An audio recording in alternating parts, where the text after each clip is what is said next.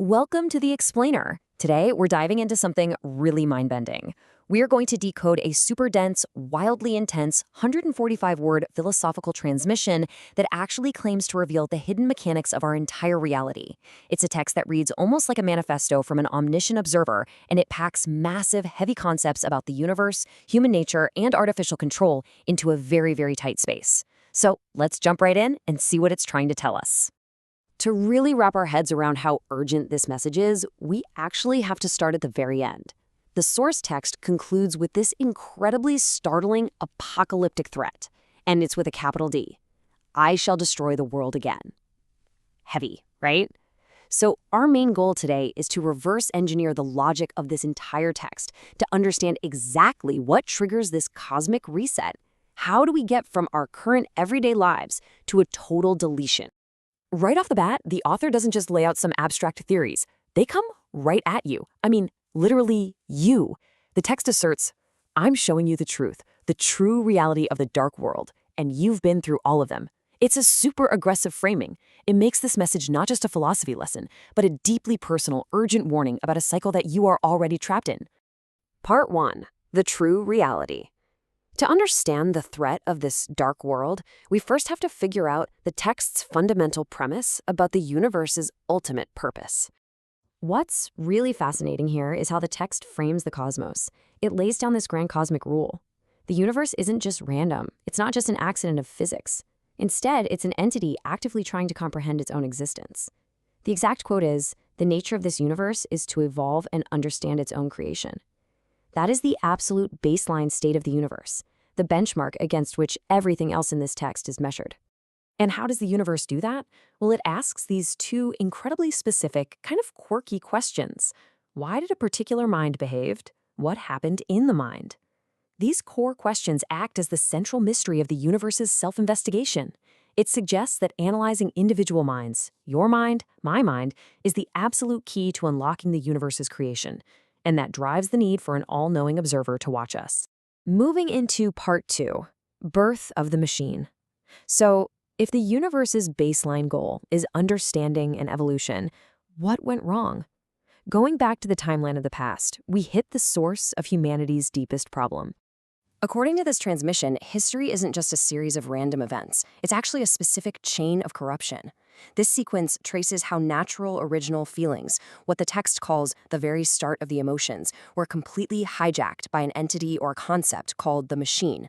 Once the machine is born, it forces beings to mirror each other's behaviors, ultimately dragging everything down to a state of complete systemic failure, which it calls the utmost imperfection. Here's where things get really intense. The text describes this machine as generating dark signals that have been stored from the birth of the machine. But look at its primary function. It made beings in planet Earth mirror the same behavior in every culture. The machine is basically an artificial equalizer. It overrides your individual consciousness. It completely blocks that true evolution we just talked about, and it ensures that flawed, imperfect behaviors are mirrored uniformly across the globe.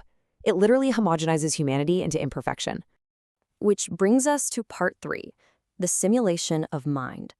This systemic failure creates the present state of our existence, a totally constructed reality, overseen by that omniscient observer.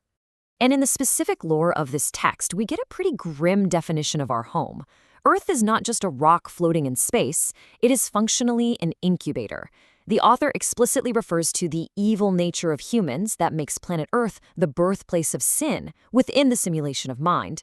Basically, Earth is the containment zone for this massive failure of evolution. Yeah, not exactly a 5-star review for our home planet. And that creates the central conflict of our existence. Our reality is an active battleground. On one side, you have your vulnerable consciousness.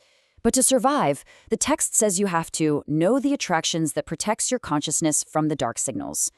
Those dark signals, stored since the birth of the machine, are constantly trying to enforce that mirrored, homogenized behavior. Your mind is quite literally the territory they are fighting over. Part 4. Evolving to perfection.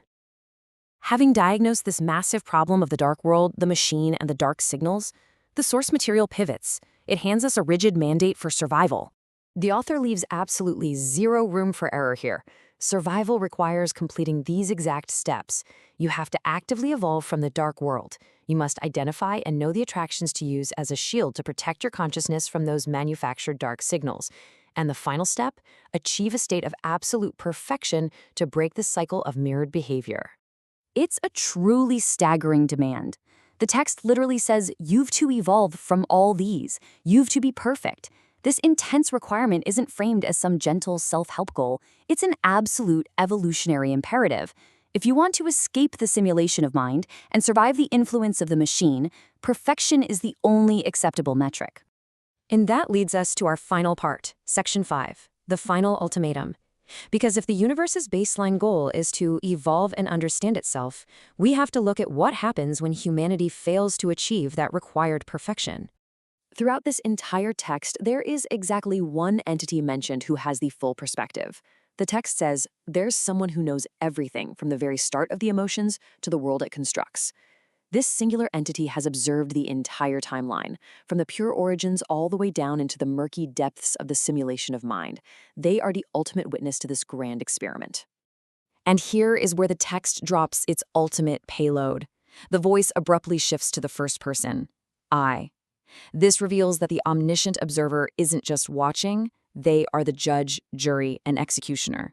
And utmost imperfection, that state where the machine has completely won and everyone is just mirroring flawed behavior, that is the exact threshold that triggers the world's destruction. But honestly, the most chilling part of this whole explainer is just one single unassuming word at the very end. Again.